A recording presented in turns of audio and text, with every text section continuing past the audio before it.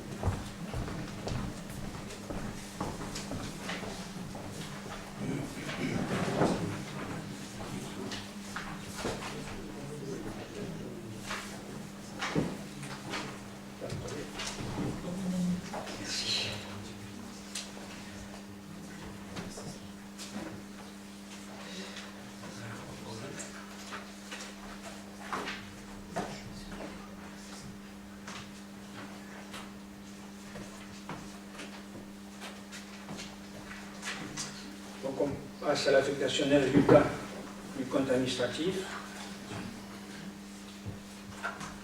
Donc l'affectation concerne donc excédent de fonctionnement de 1 478 185,18 €. On remarque qu'avec les restes à réaliser, donc, il y a un déficit donc, de 557 970,76 €. Et donc il faut que notre virement au 1068 couvre cette somme-là, au minimum. Alors, jusqu'à maintenant, j'avais plutôt l'habitude de laisser seulement 500 000 € en fonctionnement et mettre le reste au 1068. Sur le conseil de Mme Cohen, on nous dit que c'est plus intéressant pour nous de laisser une somme plus importante dans le fonctionnement, puisqu'elle reste disponible, alors que si elle est au 1068, elle est bloquée. Donc je vais vous proposer de mettre donc un excédent de fonctionnement reporté 900 000 € et 578 185,18 € en virement à la section de fonctionnement, une somme qui est bien supérieure aux 557 970,76 €. On a arrondi, on peut mettre exactement ce somme-là. Et effectivement, c'est quelque chose qu'on a discuté avec notre Cohen depuis la commission des finances, et donc on propose ce changement, si vous en êtes d'accord. Alors, monsieur le maire, nous en sommes d'accord. Nous avons assisté à la commission des finances, nous avons constaté que ces chiffres ont changé. Donc, c'est pour améliorer le 0,23 et le 0,21, mais c'est aussi pour baisser l'emprunt. Or, on verra lors du DOB que vous n'avez baissé l'emprunt que de 240 000 €, alors que vous auriez pu le baisser de 400 000 sur le DOB. Voilà. Par contre, nous sommes d'accord avec le conseil de Mme Cohen. Je ne vois pas en quoi ça joue sur l'emprunt, parce que les 400 000 € qu'on les mette au 1068 ou qu'on les mette ensuite dans le virement, c'est pareil. Le fait de laisser de la disponibilité au 0,23 et au 0,21, c'est pour baisser l'endettement. Donc si vous laissez cette disponibilité, vous baissez ce que vous avez prévu en emprunt. Or, vous avez baissé par rapport à la commission des finances, mais vous n'avez baissé que de 240, alors que là, vous dégagez 400 000. Voilà, c'est tout. On vous le fait remarquer. Je ne suis pas d'accord. Je ne suis pas d'accord avec ce raisonnement-là. Mais bon, c'est pas. On peut être toujours d'accord.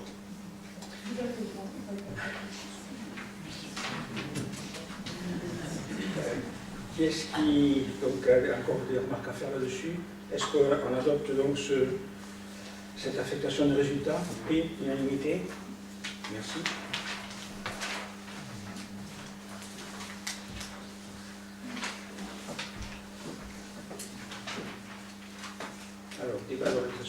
budgétaire. Et on commence par le budget communal, ça c'est l'histoire.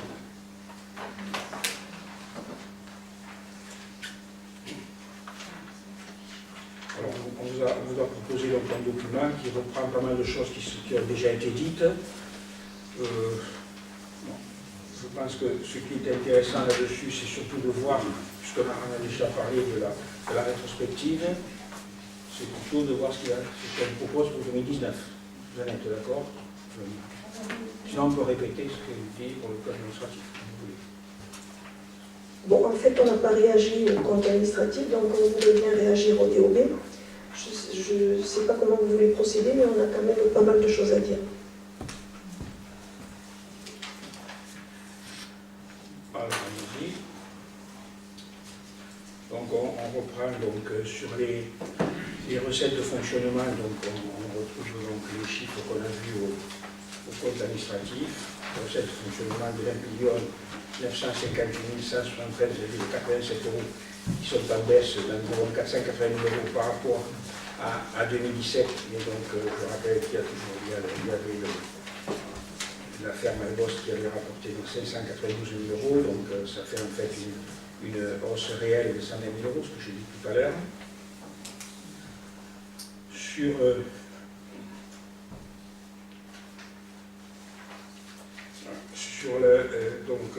les dotations de l'État,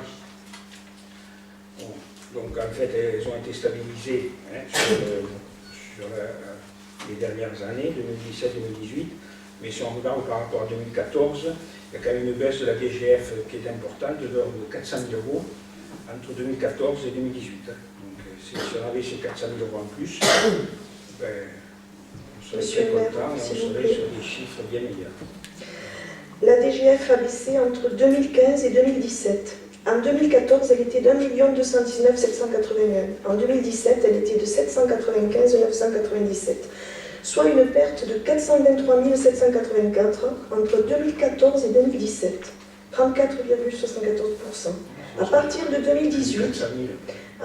2018, la somme de la DGF est de 810 437, une augmentation de 14 440 €, soit 1,81%.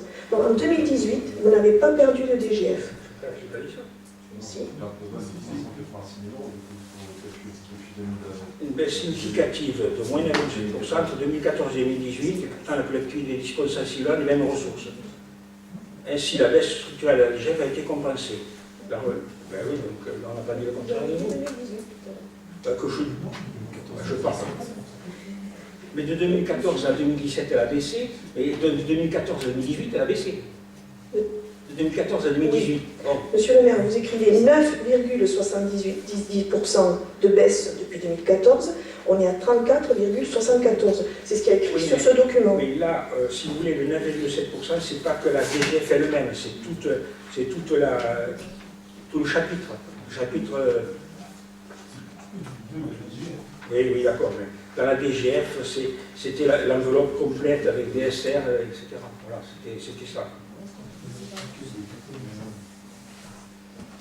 Moi, ce que je constate, c'est que la baisse est de 400 000 € entre 2014 et 2018. Vous en êtes d'accord? Si la baisse est 400 000 €, on serait bien plus à l'aise.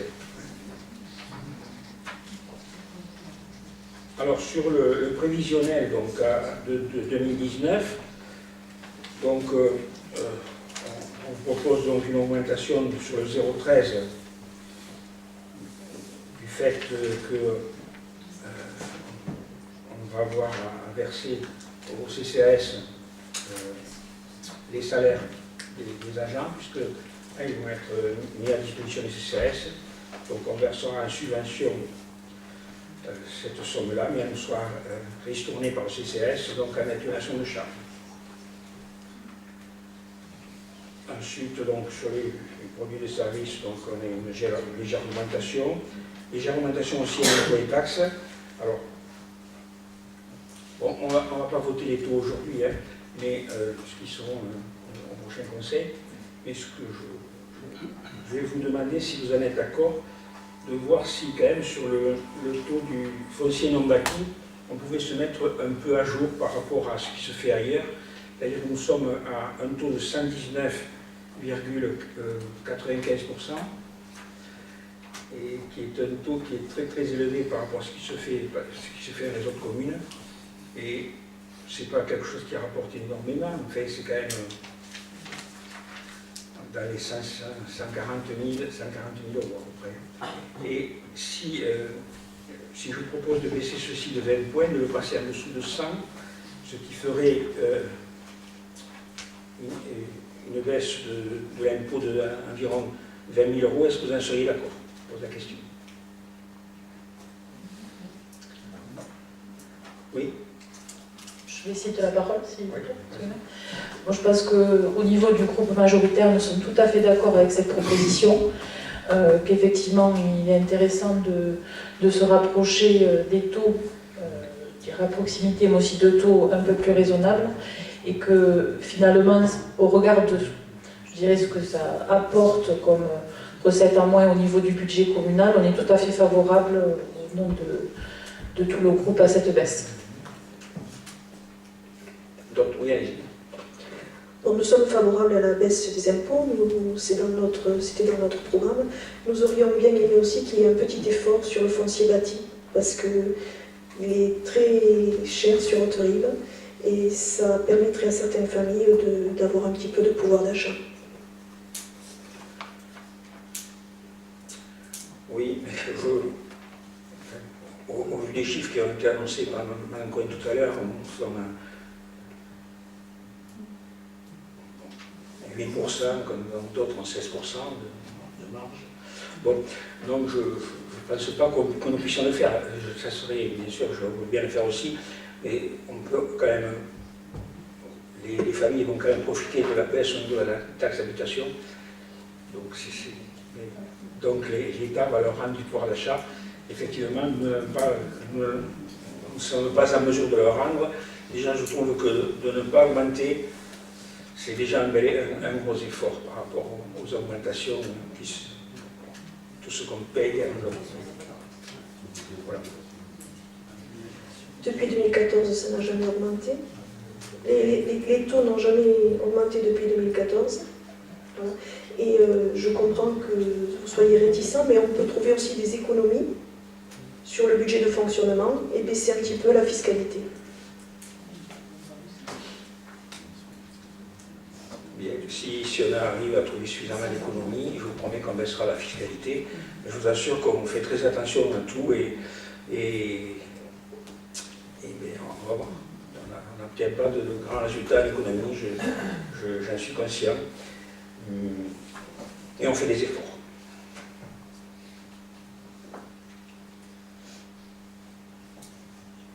Le reste des recettes prévisionnelles n'appelle pas de commentaires, je pense.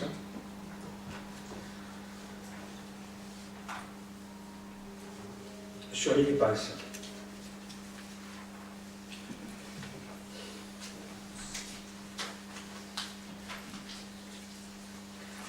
Donc sur les dépenses, on avait en dépenses en 2017 10 51 000 euros et en 2018 9 365 000 euros. Donc on a vu tout à l'heure quelles étaient les différences donc, quand on a parlé du compte administratif. Simplement, je voudrais revenir un peu sur les charges de personnel. Bon, on dit qu'elles ont été bien notisées, plus ou moins 28%. Simplement, je crois que ce qui serait logique, c'est de faire la différence entre les charges de personnel et les remboursements, c'est-à-dire ce qui est au chapitre 012 en dépenses, 013 en recettes. En 2017, si on fait cette différence, on trouve 4 417 713,98 euros.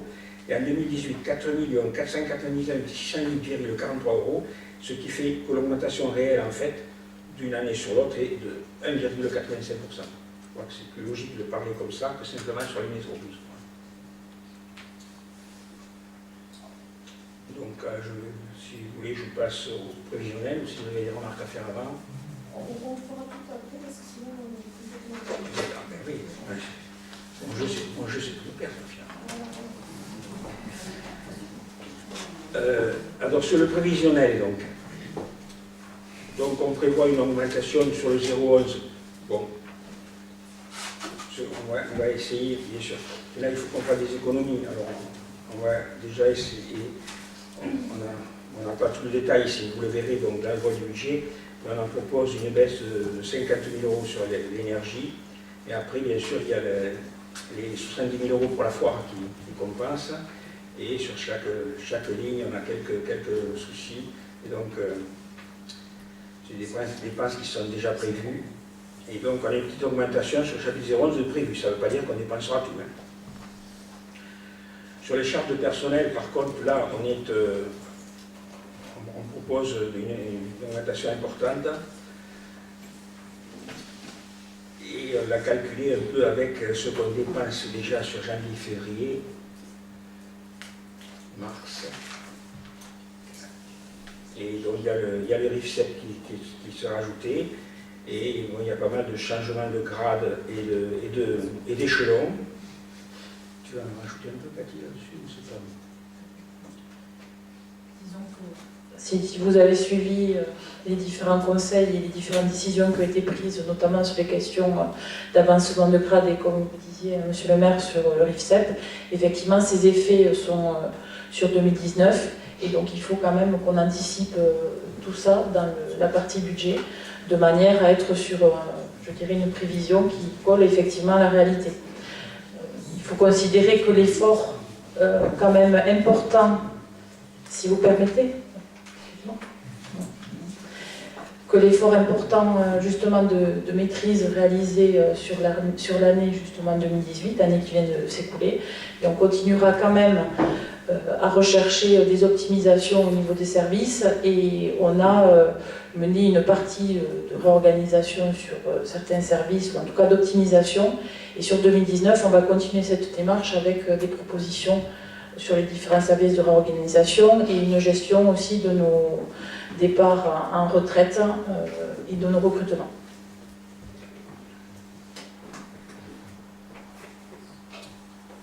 Alors, sur le chapitre 023, donc,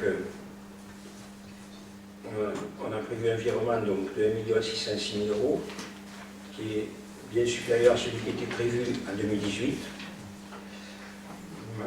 malgré les 400 000 €, donc ça fait quand même un virement important donc, prévu à la section d'investissement. Sur le 65, il y a une augmentation, mais qui est toujours due à la même chose, c'est-à-dire au fait que le personnel du CCAS, donc le personnel mis à disposition du CCAS, donc, fait que la subvention du CCAS doit augmenter d'autant. On a calculé que ça allait faire pour l'année environ 68 000 €, ce qui explique l'augmentation sur le chapitre 65. Le reste, on n'appelle pas de commentaires. Une légère baisse au niveau des charges financières, puisque la dette continue à baisser. Voilà.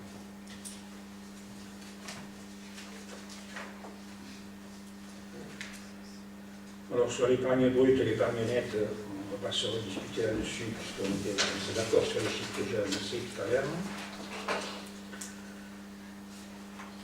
La section d'investissement, donc, on a parlé de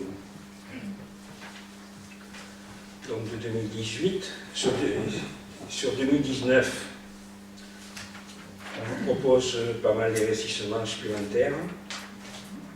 Et donc,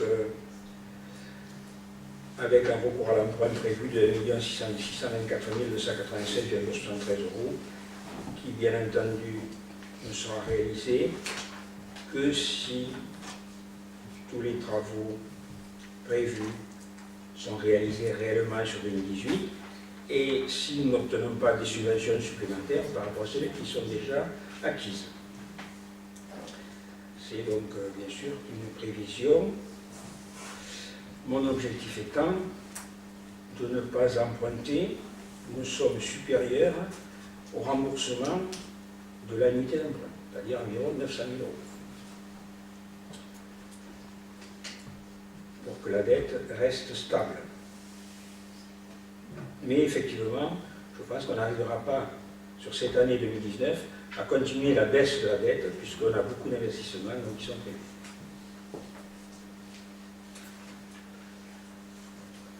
sur une petite liste de travaux, donc, je vais peut-être énumérer, puisque c'est quand même ce qui intéresse un peu tout le monde. Donc la municipalité maintient un programme pluriannuel d'investissement ambitieux autour de plusieurs projets phares, dont certaines datent de 2016. Voici quelques projets. Démolition et construction du centre Marcel Soudan, environ 600 000 € sur le budget 2018-2019. La plus grosse part sur 2019, puisqu'en 2018, il n'y avait eu que la démolition du bâtiment, avec des montages. Rénovation et mise en accessibilité de l'hôtel de ville. Alors on prévoit 300 000 € sur 2019. On fera une APCP pour le bien indiquer, et le reste sur 2020.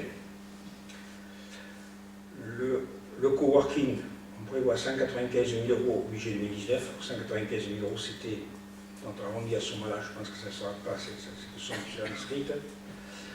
Pour la couverture du terrain de tennis, 250 000 € sur le budget 2019. Le reliquat des travaux de l'église de la Madeleine et maîtrise d'œuvre des travaux de l'intérieur et j'espère le commencement des travaux, donc au moins le choix des entreprises, pour 240 000 €, donc sur le budget 2019 et donc la suite sur 2020, avec là aussi une autorisation de programme crédit de paiement. Le programme de mise en accessibilité des bâtiments ADAP 100 000 € au budget 2019 et le reste sera poursuivi. Nous avons demandé une DETR donc pour les travaux. Et après, des choses un peu moins importantes, mais qui sont importantes pour les personnes qui sont concernées. La réfection du bloc sanitaire à l'école Émile Zola pour 30 000 €. L'extension du mur d'escalade pour 25 000 €. La climatisation de l'hostal pour 26 000 €. Une aire de jeu au Belvédère pour 30 000 €. L'urbanisation de la route de Miremont, on en a déjà parlé, donc pour 200 000 €. Le remplacement de véhicules, on prévoit 112 500 € et on essaie de faire là aussi un plan pluriannuel de remplacement de véhicules. Donc la navette pour les personnes à mobilité réduite pour 50 000 €. Pour la sécurité et le plan communal de sauvegarde, 51 000 €. L'extension de la vidéoprotection pour 20 000 € et des études de faisabilité pour la passerelle et la salle des fêtes, qui sont nos projets,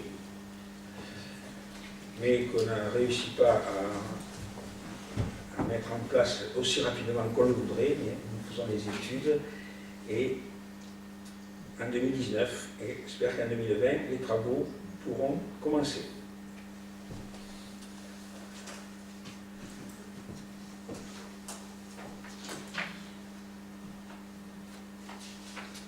Donc ça fait finalement un prévisionnel pour 2019.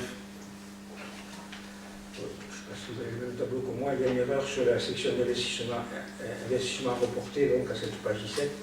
Ce n'est pas 885 500 €, mais c'est 602 050,55 €.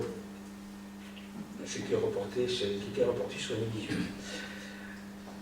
Au 0,10, il y a un truc qui apparaît, la 83 000 € qui n'était pas sur 2018. C'est l'État qui nous demande de rembourser les taxes d'aménagement dont les gens finalement étaient dispensés et qui n'avaient pas fait les travaux. Le 0,10 n'existe pas, je ne sais pas d'où vous le sortez. Oui, bah écoutez, maintenant on l'a cherché, on ne l'a pas trouvé. On va avoir la trésorerie, parce que c'est là que...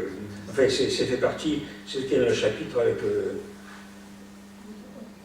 Hein? Il y a un 0,10. Il y a un 0,12. C'est-à-dire, c'est pas 0,10, c'est 10. Ah oui, d'accord. 0,10, 0,10. Pour moi, un prof de maths, le 0 qui est avant, il ne compte pas. Si on met le 0 avant, c'est toujours 10. On n'est pas subsidiaire. Alors, sur le 0,40, à 0,40, là, il y a un 0, correct. Et 16, il n'y a pas de problème. Sur le 20, donc, c'est les études. Les simulations corporelles, donc 21, ça fait partie de un peu de ce que j'ai énuméré tout à l'heure. et les gros travaux au 23. Donc. Et ça fait donc un montant de dépenses d'investissement de 5 924 euros, 5 924 329 euros et 48 centimes. On remarque maintenant, on l'a fait. Alors, bon, après il y a donc la dette, l'étude de la dette, donc, qui a baissé régulièrement depuis 2015 et qui arrive maintenant aux alentours de 8 millions.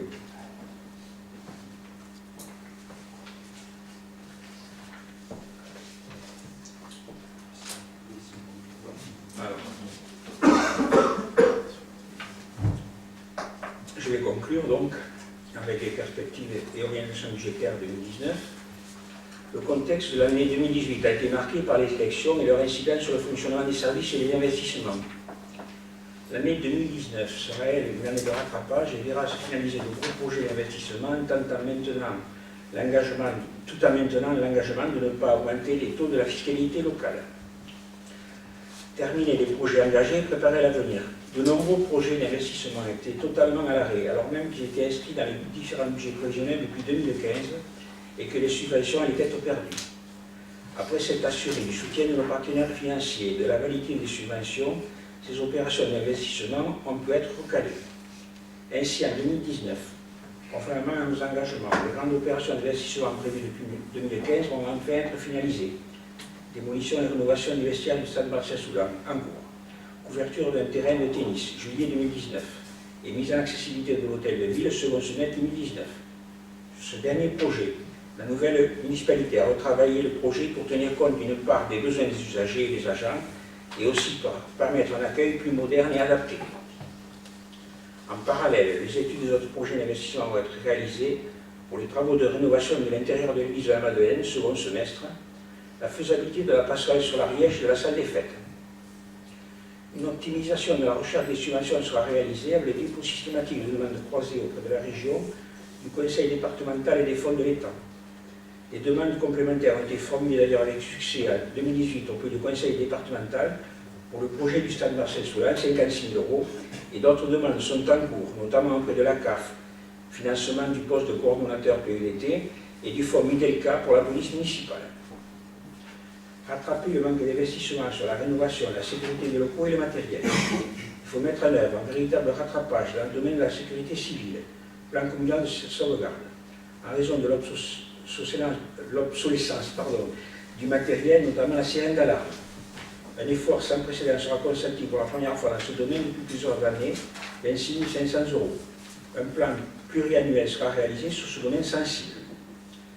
Certains bâtiments nécessitent des actions de mise en sécurité, avec par exemple l'installation d'un système de protection foudre pour les églises Saint-Paul et la Madeleine, mais aussi le suivi des préconisations des mises aux normes électriques. La vétusté du parc automobile impose des actions urgentes et pour la première fois un plan pluriannuel va s'engager avec un effort de remplacement soutenu, 100 000 € en 2019. Peut-être 115. Poursuivre la maîtrise des dépenses de fonctionnement et malgré la reprise de nouvelles compétences voirie. Concernant les charges de personnel, un important travail a été entamé. L'année 2018 a été marquée entre autres par une analyse de fonctionnement des services et la préparation de la mise en œuvre au 1er janvier 2019 du RIFSEP, nouveau régime indemnitaire obligatoire. La réorganisation de certains services va intervenir avec un double objectif, moderniser et rendre plus efficient. Ce travail sera relayé par une mise en place progressive d'une gestion prévisionnelle des effectifs dans chaque service, afin d'une part de déterminer les besoins de la collectivité et d'autre part de mieux accompagner la politique ressources humaines, mais aussi de garantir la sécurité juridique. La collectivité reprend les compétences voirie et pluviales avec un double enjeu, garantir l'optimisation de la gestion du coût routier et accompagner le transfert de compétences par de la plus-value humaine. Une réflexion sur les bâtiments, sur leur coût énergétique et leur utilisation a déjà été entamée et devrait donner lieu courant 2019 à orienter les futures dépenses. Plusieurs études énergétiques vont être prochainement rendues, permettant ainsi de projeter de futurs investissements. Pour ce qui concerne l'optimisation des charges à caractère général, il faut poursuivre le travail déjà effectué afin de minimiser les coûts, mise en concurrence systématiquement engagée, mutualisation de certains marchés à la CCBA, exemple achat de vêtements. Dans un contexte d'incertitude des recettes, il convient de limiter la cause quasi automatique des charges de fonctionnement. Il faudra absorber d'une part l'impact du nouveau régime indemnitaire et d'autre part le transfert de la gestion de la voirie et du pluvial. Notez aussi que cette année verra le renouvellement de la foire de Torino dont le coût impactera le fonctionnement. En conclusion, bien que les principaux indicateurs soient bons, ou assez bons, la situation budgétaire de la commune est à un tournant en raison des besoins longtemps ajournés. La commune dispose d'une capacité d'autofinancement positive, c'est déjà ça, qui s'avère suffisante pour couvrir le remboursement de la dette et financer une partie des investissements projetés. Les indicateurs permettent d'envisager avec sérénité le financement de certaines opérations par l'emprunt. La proposition du budget 2019 vise à satisfaire 4 engagements, à savoir l'amélioration du cadre de vie, l'accroissement de l'attractivité, la modernisation et l'efficience de l'action publique. Elle se caractérise par le maintien du taux des impôts locaux, le maintien de la tarification cantine, à la haie, piscine et des spectacles à l'Évora, la gratuité de la médiathèque, la mise en œuvre d'un programme ambitieux de rattrapage indispensable à la modernisation des équipements et à la qualité de vie, la diversification des ressources de financement afin de dégager les fonds nécessaires au soutien du programme pluriannuel d'investissement, et enfin la poursuite de l'effort de modernisation des services qui sera mené en parallèle. Merci de m'avoir écouté. Je vous écoute.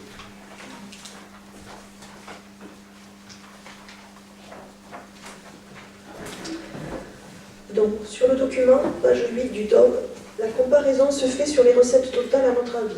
Il y a un problème sur les 4 ans. Vous notez une baisse de 1,8. Les recettes de 2014 sont de 10 070 961. Les recettes de 2018, 9 958 173. Une baisse de 112 786, soit 1,12 et pas 1,8. Page 10 du DOB. Dans vos celui-là, je vous l'ai dit, c'est la DGF.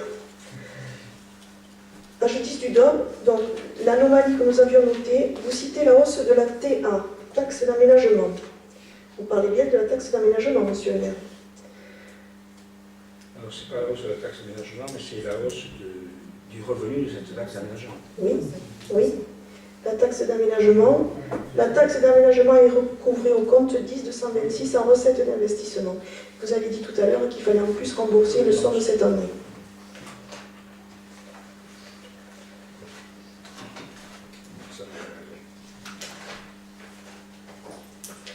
Page 11 du DOB. La taxe d'aménagement, c'était sûrement l'autre taxe, mais je l'ai bien compris. Page 11 du DOB, dépenses de fonctionnement. En 2014, 7 909 515. En 2018, 8 132 180, soit une augmentation de 222 665, 2,81%. Chapitre 011, vous avez fait tout à l'heure, vous en avez parlé, on est d'accord avec vous. Par contre, dans ce chapitre, il y a un compte qui nous tient à cœur, c'est le 60 612, le compte énergie. Et là, je vais laisser la parole à Madame Lavaille. En fait, je voudrais m'adresser surtout à monsieur l'adjoint à l'environnement pour lui rappeler que de 2014 à 2017, la commune a enregistré une économie d'énergie de 92 411 €, soit 12% de baisse. À ce sujet, d'ailleurs, nous avions créé un poste à économie d'énergie et vous n'avez pas souhaité travailler avec l'agent qui a été mis en place. Vous qui prenez haut et fort que les économies d'énergie sont votre cheval de bataille, pouvez-vous nous expliquer pourquoi nous comptabilisons en 2018 une augmentation de 37 610 €, soit 8% de plus pour l'année? Alors là-dessus, j'en ai parlé tout à l'heure, parce qu'il y a les remboursements d'Engie qui se montent à pratiquement 50 000 €, donc qui compensent cette augmentation. Mais ensuite, c'est pas vrai que M. Tatigoué n'a pas voulu travailler avec l'agent, et je préfère ne pas en parler ici, En fait, je trouve que l'agent est en congé maladie actuellement, donc on a du mal à travailler avec elle. Elle ne l'a pas toujours été. Ouais, enfin bon. Bon, je continue parce que j'ai pas mal de choses. Chapitre 012, charges de personnel. Évolution de 2017 à 2018, 13 088 €, soit 0,28%. Premier abord, c'est un bon résultat. Si on approfondit, au compte 64,16, les emplois d'insertion baissent de 125 000 €, soit 48%. Compte 64,17, les apprentis baissent 10 000 €, soit 48%. Parallèlement, au compte 64,11, les titulaires, augmentation de 51 700, 2%. Compte 64,13, les contractuels, augmentation de 85 776, soit un total d'augmentation de 137 476. Nous pouvons en déduire donc que vous avez pérennisé plusieurs emplois. Comme vous le dites à la page de votre doc, vous dites que vous devez adopter une vigilance à l'égard des dépenses, notamment de personnel. Avez-vous vraiment bien défini les besoins avant d'engager la collectivité, comme nous vous avons interpellé en commission des finances, notamment sur la dégradation de l'épargne nette de la commune? Sachant que les attributions de compensation liées au transfert de compétences, notamment l'Office de tourisme, ont été amputées dans la globalité de 100 000 €, prenant en compte et intégrant le transfert des salaires des agents de l'Office de tourisme. L'Office de tourisme, c'était l'année avant, vous êtes à côté de la plaque là. Je termine, puis laissez-moi terminer, puis vous parlerez. Avec la pérennisation des emplois, la baisse de 100 000 € des attributions de compensation, la baisse de 67 000 € de remboursement des emplois aidés, 180 000 € de baisse sur les recettes liées aux emplois et l'augmentation de 0,28 sur la masse salariale, pensez-vous qu'il est politiquement correct d'écrire sur votre doc que les dépenses liées au personnel ont été bien maîtrisées? Dépenses de fonctionnement, budget 2019, page 12. Chapitre 11, 130 000 €. Chapitre 012, 230 000 €. Chapitre 65, 80 000 €. Vous nous avez donné les explications tout à l'heure. Recettes d'investissement, page 15. Chapitre 10, 1068, 578, 185. Il reste 760 000 €. Pouvez-vous nous donner le détail de ces 760 000 € que vous comptez recouvrer au chapitre 10 des recettes d'investissement? Chapitre 13, 489 000 €. Pouvez-vous nous donner le détail de ces 489 000 € que vous comptez recouvrer au chapitre 13? Chapitre 16, 1 624 296 d'emprunt. Un emprunt de 1 624 pour un investissement de 3,7 millions. Dans l'analyse de la dette, vous faites une analyse rétrospective de 2014 à 2018. Où est la prospective avec le nouvel emprunt sur 5 ans, prévu par la loi? Le 010, vous nous avez expliqué tout à l'heure, donc je n'en parle pas. Et je vais donner la parole à M. Fomentin pour la suite. Après, je vous dirai. Alors, sur le 10... Parce qu'on s'est partagé, Madame Tenza, s'il vous plaît. Non, mais sur le 10, en fait, chapitre 10, donc, il y a effectivement 1 338 185,18 €, qui comprend donc l'excédent de fonctionnement de 1068. Et sur cette somme-là, il y a donc les... Parce qu'en fait, on a des remboursements de TVA du pont routier sur 2017 et 2018 qui figurent sur ce chapitre-là. Alors, je n'ai pas le détail exact, vous l'aurez sur le budget. Alors, je vais demander le détail. 174 000 € de compensation de TVA. Non. Ah, Madame Scapin m'a donné 174 000 €. Non, Mme Scapin elle vous parle de la TVA qu'on récupère à nous sur les investissements de 2017. Mais se rajoute à ça un remboursement donc, de la TVA pour le routier payé par la CCDA, qui a encaissé elle-même ce remboursement. Et puis il y a la somme environ 300 000 € de taxes d'aménagement qui sont dedans aussi. C'est pas possible. On avait 274 000 € l'an dernier. Oui, vous dites qu'il faut rembourser 83 000, je ne sais pas comment vous non, comptez les 300 000 83 000, €. ils sont déjà inscrits ailleurs. Donc ça, ils sont indépendants, c'est les 83 000. Voilà.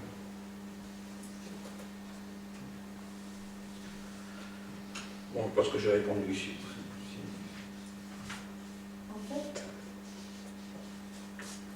En fait, gonfler les recettes pour équilibrer le budget. C'est pas... Non, Bah si, mais si. Je si suis j'avais gonflé les désolée. recettes, à ce point, je n'aurais pas mis à Agnès 104 000 € d'emprunt. Non, c'est pas vrai. Il y a un Ben, doute à la sincérité du maire. la sincérité du budget, Madame Tenza, ça fait partie de l'exécution budgétaire, la sincérité d'un budget. 1,6 million d'emprunts, Monsieur le maire nous dit qu'il n'en fera que 900 000. Ça veut dire que c'est un équilibre artificiel. Je suis désolée de vous le faire remarquer. Mais on en parlera quand on verra le compte administratif 2019. Pour l'instant, on parle, c'est un budget, c'est pas un compte administratif. Hein. C'est un double. Et c'est donc, on parle du budget, parce que ça, c'est les chiffres qui vont être au budget quand même.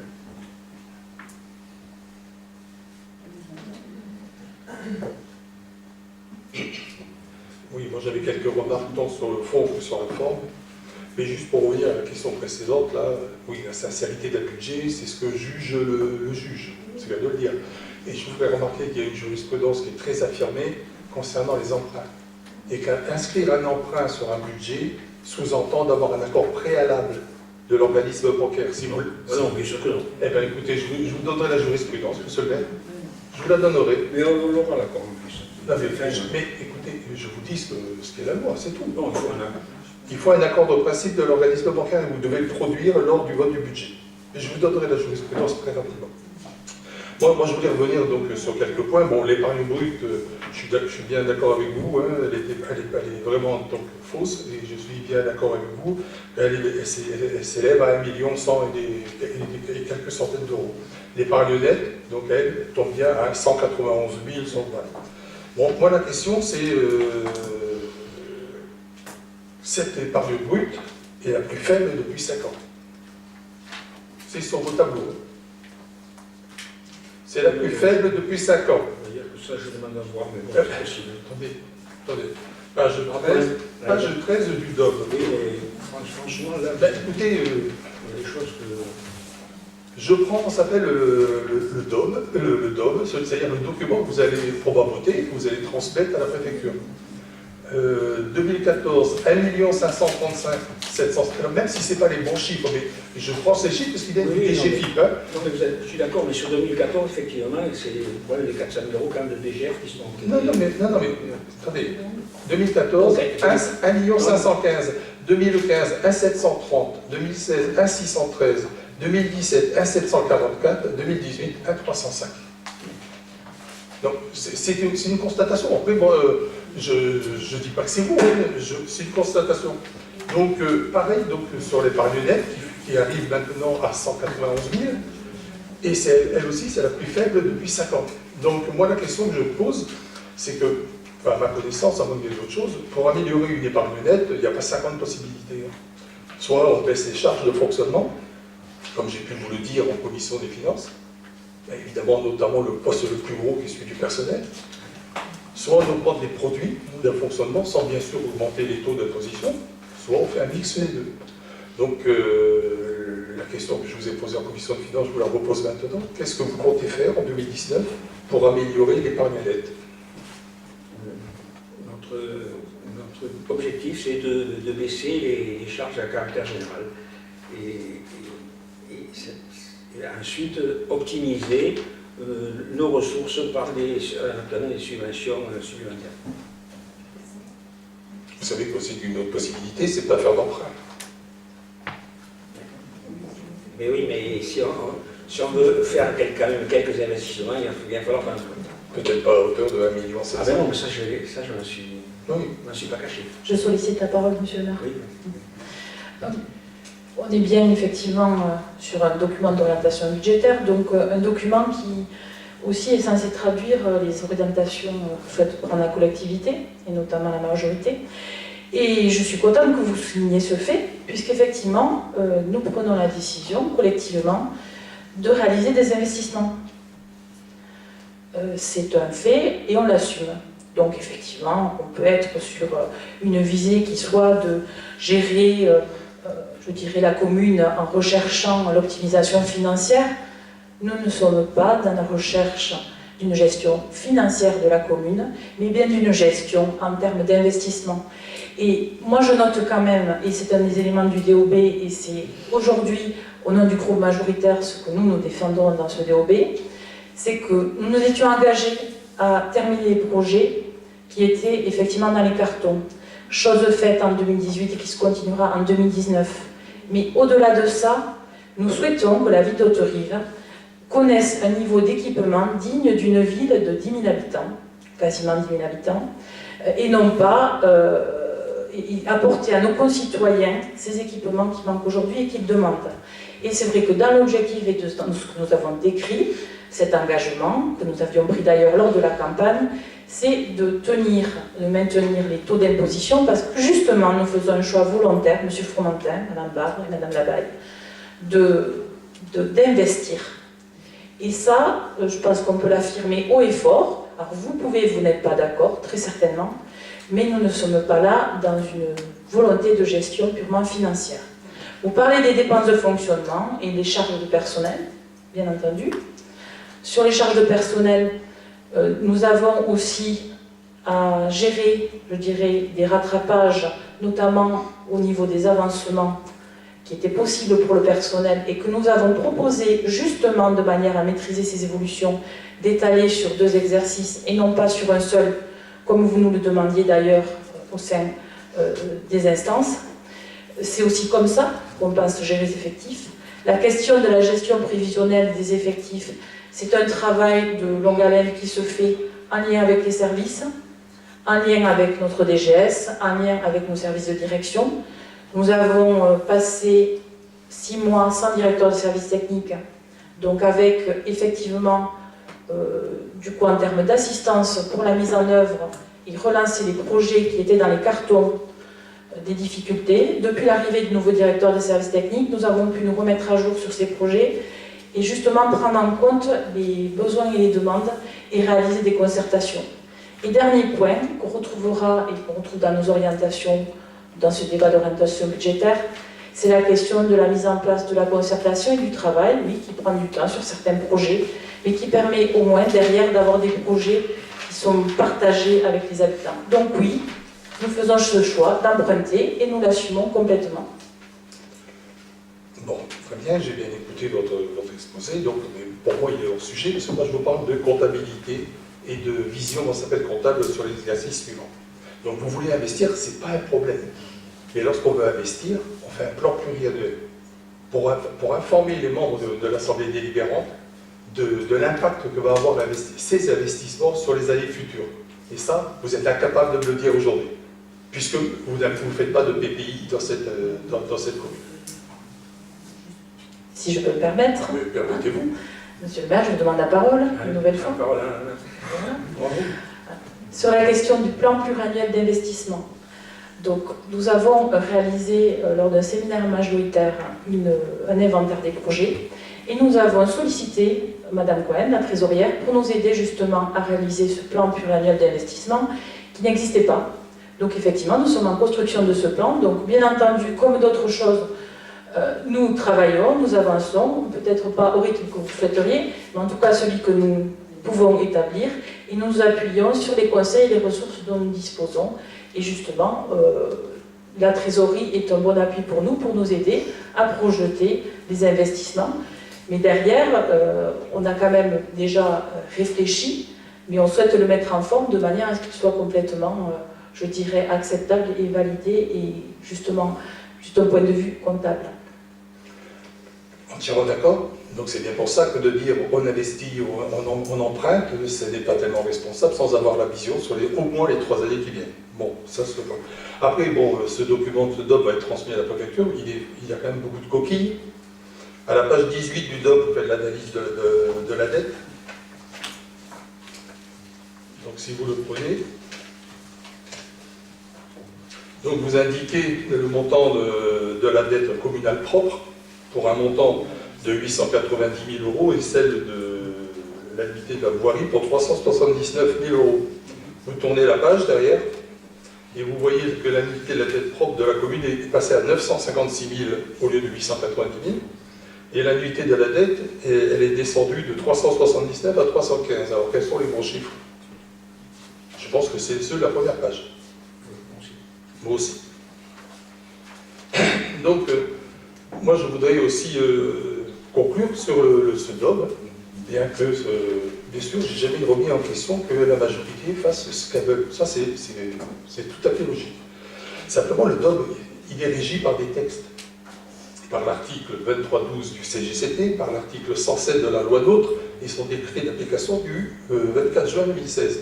Et ça, ces décrets fixent des règles, un cadre que l'on doit mettre en place.